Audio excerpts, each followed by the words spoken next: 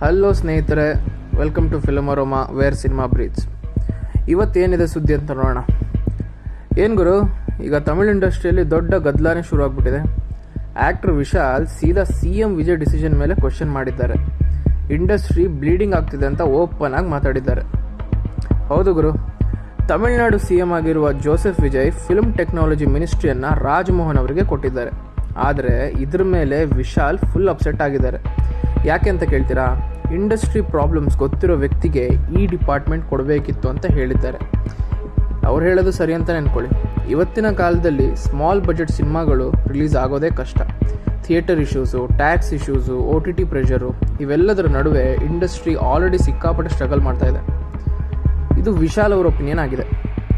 ಅದೇ ಅಲ್ಲ, cinema industry ಉಳಿಸ್ಬೇಕಂದ್ರೆ real reforms ಬೇಕು ಅಂತ ಗವರ್ಮೆಂಟ್ಗೆ ಡೈರೆಕ್ಟಾಗಿ ರಿಕ್ವೆಸ್ಟ್ ಕೂಡ ಮಾಡಿದ್ದಾರೆ.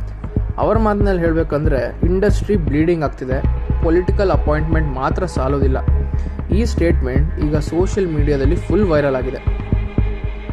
ಈಗ ಪ್ರಶ್ನೆ ಏನಂದರೆ, ವಿಶಾಲ್ ಹೇಳಿದ್ದು ಕರೆಕ್ಟಾ ಅಥವಾ ವಿಜಯ್ ಡಿಸಿಷನ್ಗೆ ಟೈಮ್ ಕೊಡಬೇಕಾ? ನಿಮ್ಮ ಒಪಿನಿಯನ್ನ ಕಾಮೆಂಟ್ನಲ್ಲಿ ತಿಳಿಸಿ. ಇಂತಹ ಸಿನಿಮಾ ಅಪ್ಡೇಟ್ಗಳಿಗೆ ಈಗಲೇ ಫಾಲೋ ಮಾಡಿ Filmaroma where cinema breathes. Thank you ಸ್ನೇಹಿತರೆ, ಮತ್ತೆ ಸಿಗೋಣ.